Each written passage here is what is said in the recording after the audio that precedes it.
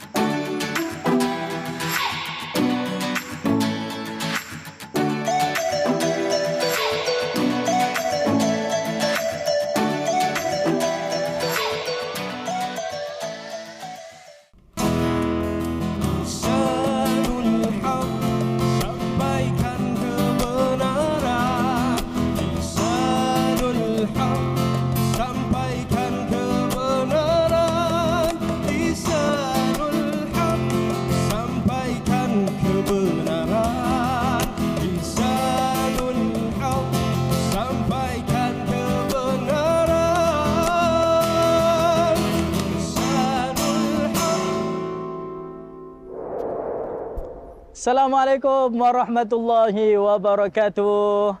Alhamdulillah, salatu wassalamu ala rasulillah wa ala alihi wa sahbihi wa man wala. Apa khabar sidang penonton yang dirahmati Allah Subhanahu wa taala? Tentunya kita yang sekarang ni berada di stesen kereta api Tanah Melayu Berhad, dan pada hari ini kita dalam rancangan Lisanul Haq, pastinya sampaikan kebenaran. Apa khabar Fuad? Baik, alhamdulillah. Baik, alhamdulillah, jumpa lagi kita kali ini. Begitu juga dengan Zufar.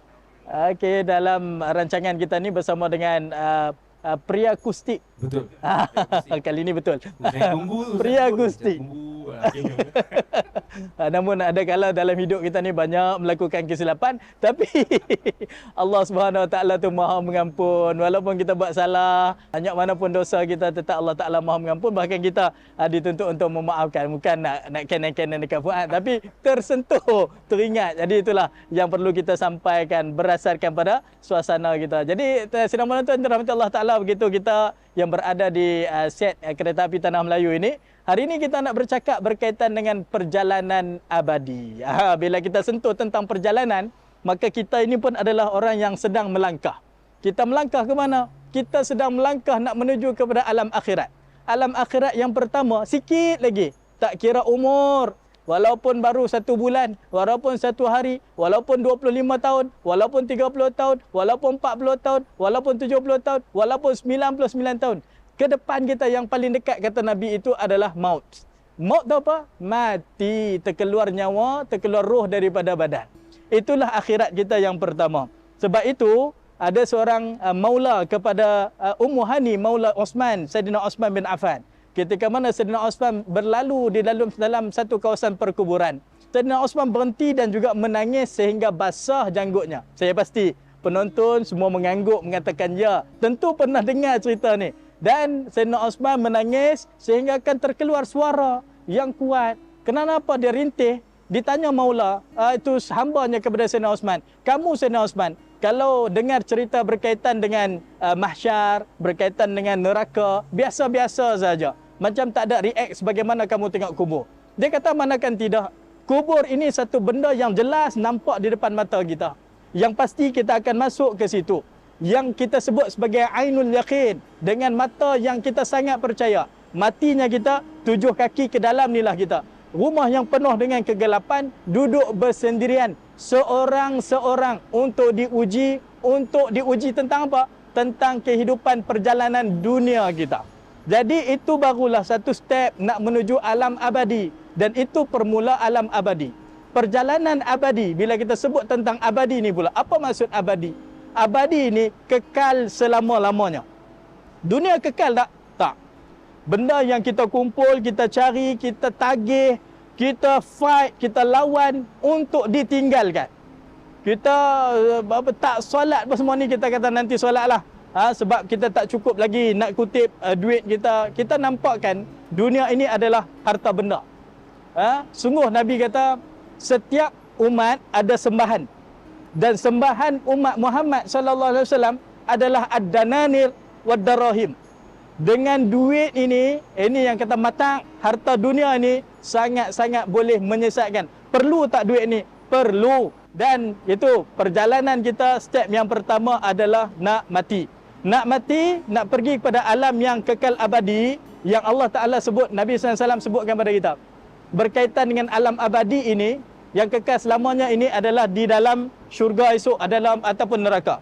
Bila mana kita semua masuk dalam syurga atau neraka, na'udzubillah menzalik ke neraka, minta sungguh masuk syurga. Wa imma apapun, sejahat mana pun kita bersangka baik dengan Allah, dengan amalan kita, dengan pengharapan rahmat Allah, nak juga masuk syurga, syurga Firdaus.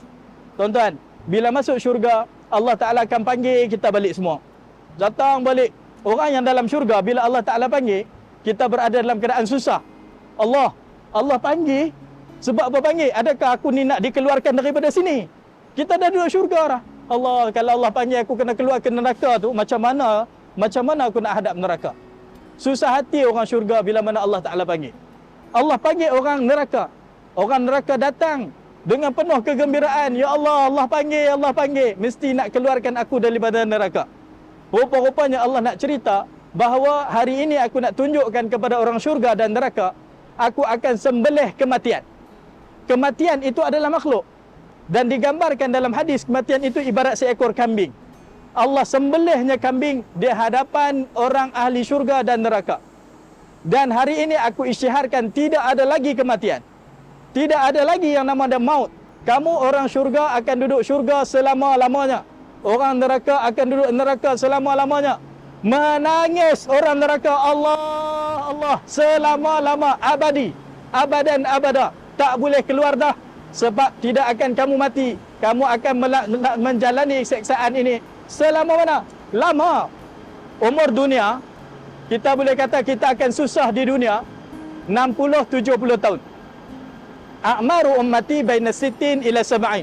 Umur umatku adalah di antara 60 nak pergi ke 70 tahun. Habis 60 habis lah. Habis 70 habis lah. Habis susah di dunia. Kalau kita redha dunia, maka kita akan mendapat kesenangan akhirat. Duduk dalam syurga ni Nabi pernah masuk, dan Nabi kata syurga ni mata tak pernah lihat. Sebab apa Nabi kata mata tak pernah lihat? Sebab Nabi dah tengok syurga. Malam Mi'raj Nabi dah tengok syurga. Nabi kata mala ainun ra'at wala uzunun sami'at wala qatara ala qalbil bashar. Jadinya untuk ke tempat tersebut kita mesti noktahkan hidup kita dengan menjadi orang yang soleh. Bagaimana nak jadi orang yang soleh? Kita akan sambung bicara ini.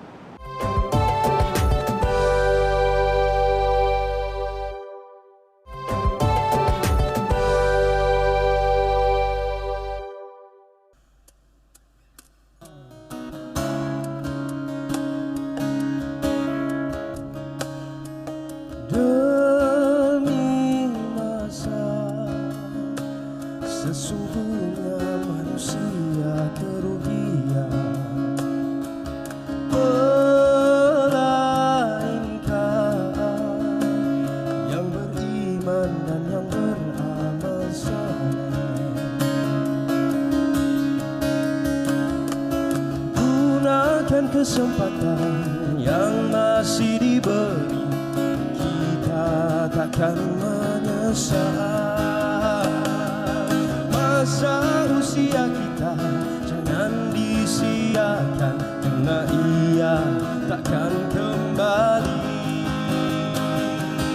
Oh, ingat 5 perkara sebelum 5 perkara, sihat sebelum sakit, muda sebelum tua, kaya sebelum miskin, sebelum sepi. Ingat 5 perkara sebelum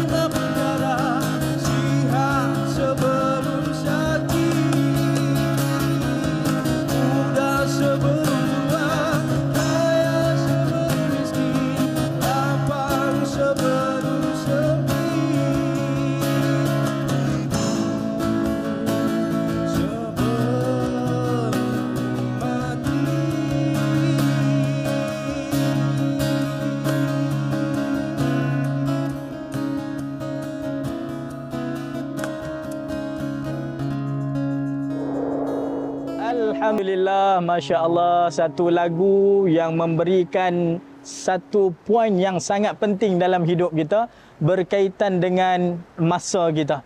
Manfaatkan masa. Sungguhnya Allah Subhanahu Wa Taala pun memberikan peringatan, wal asri innal insana lafi khusr. Demi masa, sesungguhnya kita ni manusia berada dalam keadaan kerugian. Illal ladzina amanu wa amilus solihat, kecuali orang yang beramal soleh dan wa tawassaw bil haq, dengan cara memberikan pesanan dengan kebenaran, wa tawassaw bis sabr, memberikan pesanan dengan kesabaran. Inilah kita yang kita sedang lakukan, lisanul haq, memberikan satu pesanan untuk memanfaatkan masa.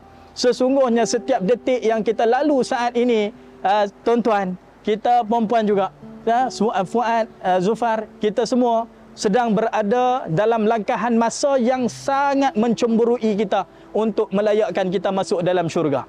Kalau kita bazirkan satu saat buat maksiat kepada Allah, kita la jadirun antatula alaihi hasratah, kata Nabi. Kita akan jadi orang yang sangat menyesal. Menyesal selepas mati kita. Pejam saja mata kita, maka kita akan mula rasa sesalan demi sesalan. Ya Allah, kenapa dulu aku tidak berinfak? Pertama kesesalan kita, tuan-tuan, adalah kenapa kita tidak berinfak. Kenapa aku begitu kedekut? Kenapa aku begitu bakhil? Kenapa aku lambakkan dalam bank aku ratusan ribu tanpa aku mengeluarkan untuk akhirat? Ma indakum yanfad wa ma indallahi baq. Apa yang ada di sisi kamu, kata Allah, itu adalah untuk kehancuran. Kalau kamu beri kepada Allah, itu adalah kekal abadi untuk perjalanan abadi. Maknanya, benda pertama kita akan menyesal adalah kalau kita kedekut. Dan memang kita kedekut. Kita bersifat dengan kedekut. Kenapa? Kerana Allah uji kita dengan hantarkan syaitan. Syaitan, Allah Ta'ala kata, asyaitanu ya'idukumul faqra. Syaitan sentiasa membisikkan ke telinga kita untuk jadi fakir. Barang RM1, barang RM50, barang RM100, nak keluar zakat pun susah. Benda zakat ni benda yang wajib. Sehingga kan Abdullah bin Abbas mengatakan, kalau kamu solat tetapi tidak mengeluarkan zakat, jangan mimpi ada pahala. Jangan mimpi ada pahala. Maksudnya solat sah tetapi tidak berpahala. Bagai debu berterbangan yang kita selalu sebut-sebutkan. Tuan-tuan, itu sesalan yang pertama. Menyesal lepas mati kalau kita tidak mendengar nasihat. Lau kunna nasma'u au na'qilu ma kunna fi ashabis sa'ir. Dalam surah Al-Mulk, yang kita ulang baca sebelum tidur kita. Nabi pesan untuk mendapat hiburan di dalam kubur, keselamatan dalam kubur, bacalah, beramallah kamu dengan surah Al-Mulk, kerana surah Al-Mulk akan menjadi peneman kamu di dalam kubur. Maknanya di dalam lau kunna nasma'u aw naqilu ma kunna fi ashabis sa'ir, kita akan mula meratap merintih, kalaulah di dunia dulu kita menjadi pencinta ilmu, pasti aku takkan masuk dalam syurga neraka sa'ir. Kerana dengan ilmu memberikan kepada kita jalan untuk melakukan ibadat yang sah, diterima Allah. Melakukan setiap amalan diterima Allah kerana adanya ilmu. 3, kita akan menyesal di dunia ini kerana bila mana kita memutuskan silaturahim. Ini sangat bahaya. Tidak masuk syurga orang yang memutuskan silaturahim. Cepat-cepatlah kita mencari jalan untuk perdamaian. Mohon maaf, biar kita mula dulu. Kita mula dulu tak apa. Asalkan kita tak masuk neraka. Kalau dia tak terima tu urusan dia. Urusan kita, bang, kakak, bro, sis, aku minta maaf pada kamu. Dia tak layan, itu urusan dia. Urusan kita, aku sudah pun meminta maaf. Nah, silaturahim. Jadi kita gagal untuk masuk syurga kerana kita memutuskan silaturahim.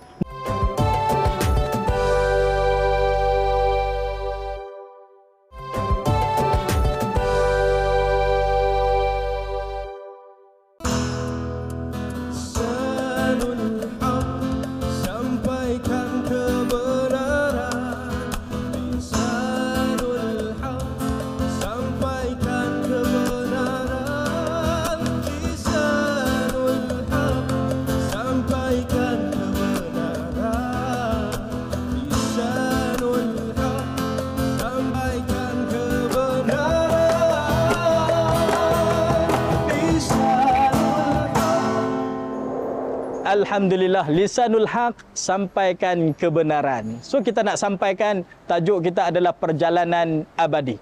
Nak balik menuju kepada alam abadi, syaratnya mesti jadi orang soleh. Mesti jadi orang soleh, yakni mesti jadi orang yang baik. Kalau kita jadi orang toleh, dia beza sad dengan to saja. Toleh, jadilah orang jahat. Soleh, jadilah orang yang baik.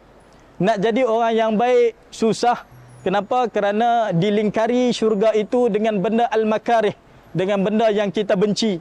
Nak semayang, ya Allah payahnya. Kalau dah semayang tiba-tiba tengok kaki ada tak cicak. Ya Allah, cicak time ni lah nak berak sejadah aku. Nak kena ulang balik 4 rakaat, 2 rakaat, 3 rakaat, ingat mudah ke? Oh, susahnya ya Allah. Kenapa susah? Kerana nafsu tak suka.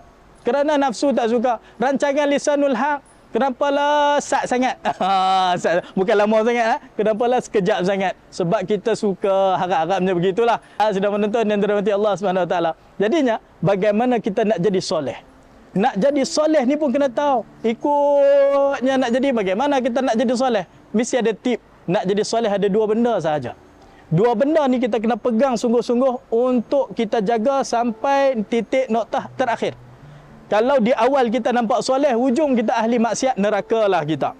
Sebab tu kita jangan tengok orang tu dengan muka kawan tu muka neraka. Allah, dia ni tak ada masa depan, neraka lah. Jangan juga kita menganggap aku ni ustaz dah, boleh bercakap macam ni, ustaz dah ni.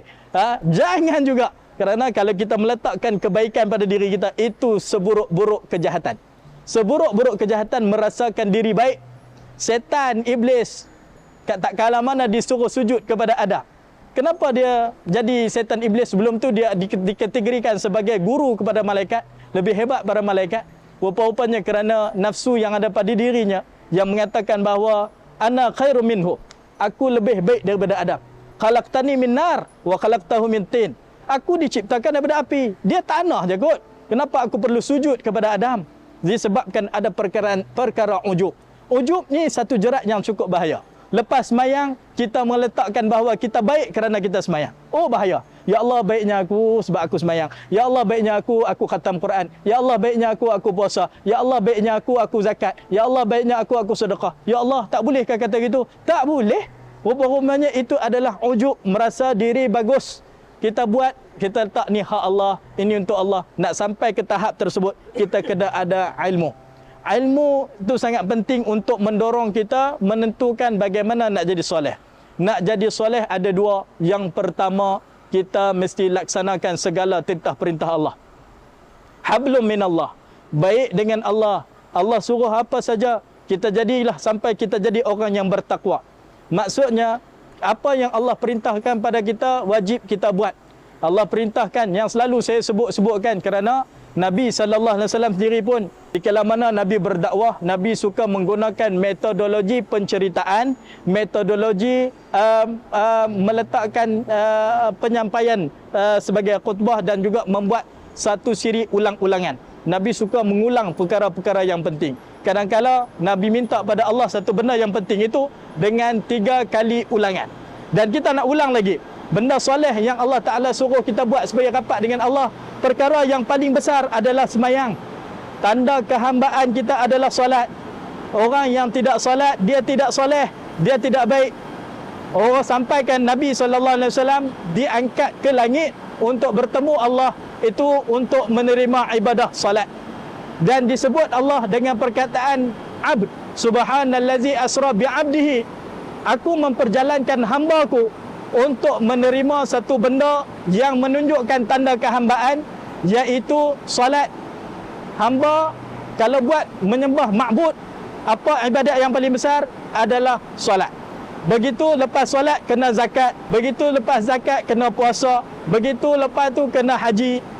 Gitulah untuk memberikan kepatuhan kita pada Allah Subhanahu wa taala. 1. 2, nak jadi soleh kita kena hablum minan nas. Kita dah jadi orang masjid. Kita dah jadi orang masjid. Tiba-tiba dengan manusia, kita putus silaturahim. Dia tak soleh. Kita dah jadi orang baik. Dengan Allah, kita zikir, kita selawat, kita baca Quran, kita tahajud. Dengan manusia, dengan isteri di rumah. Dengan isteri di rumah, dengan suami di rumah, dengan anak-anak di rumah.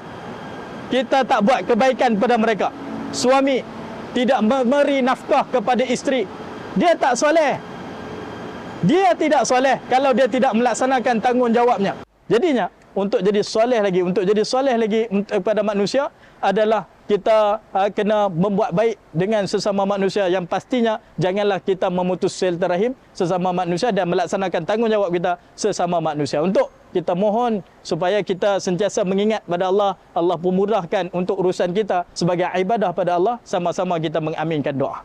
Bismillahirrahmanirrahim. Alhamdulillah, salatu wassalamu ala Rasulillah wa ala alihi wa sahbihi ajma'in.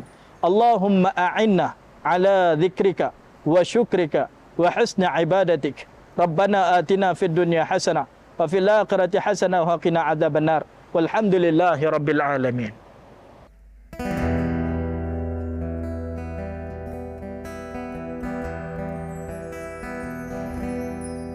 Kau jadikan diri kami sempurna, tiada celah. Kau Tuhan Maha Pencipta. Kau tunaskan tumbuhan guna hujan yang kau turunkan. Seninya agung kuasamu. Engkau telah berfirman di dalam Al-Quran, tidak aku jadikan jin dan manusia kecuali untuk beribadah padaku.